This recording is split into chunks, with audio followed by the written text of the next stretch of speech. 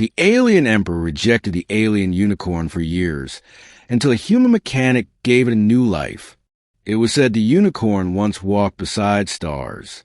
Forged from crystal alloy and living starlight, it had been a gift from the ancient seers to the house of the emperor, a sacred beast meant only for the ruler of the Xyrant dominion. Its horn could phase through matter, its hooves shimmered with gravity-defying runes, and its breath once revived dying soil. But the emperor never rode it. Too fragile, he had declared. Too soft. A relic from a weaker age. And so the unicorn was cast aside, chained in the vault of forgotten things. Its horn dulled, its shimmer faded. For 89 standard years it stood in silence, surrounded by scrap and dust, never spoken to, never touched, until the human arrived. His name was Jace Lauren, just a mechanic, not even a proper citizen of Xyrant Prime. The kind of human they didn't invite to balls or negotiations. The kind that fixed their garbage extraction vents when no one else would crawl inside.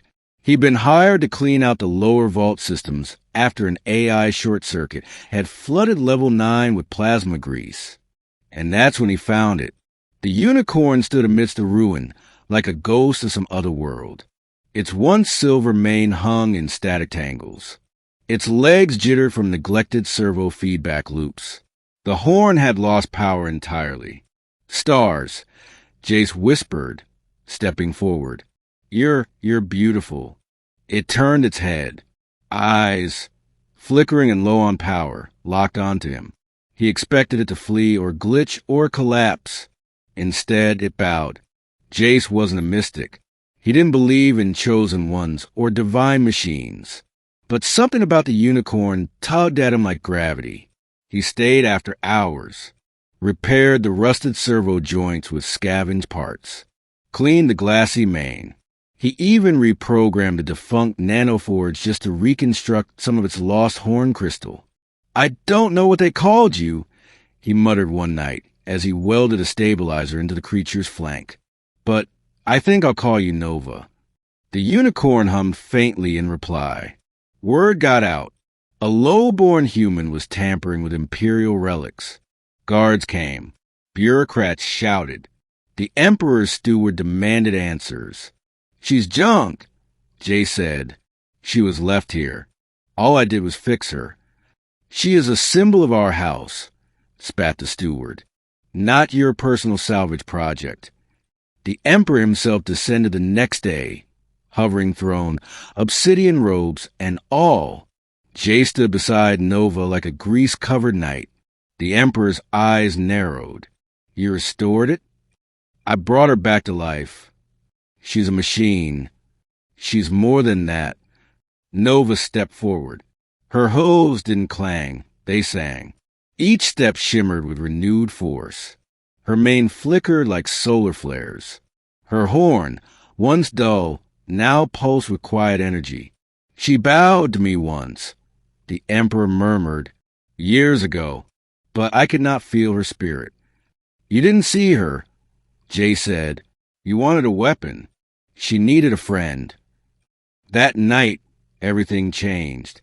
The Emperor summoned Jace privately. She chose you, he said, voice lower now. Our people once believed only the worthy could ride the stellar unicorns. That's why I locked her away. She never responded to me. Jace blinked. Then why keep her at all? The Emperor looked haunted, because rejecting her was easier than accepting I was what she needed. A pause. Would you ride her human? Jace hesitated. He approached Nova in the vault's upper chamber. She lowered her head as if already knowing. He climbed onto her back, and the stars answered. The vault cracked open with light.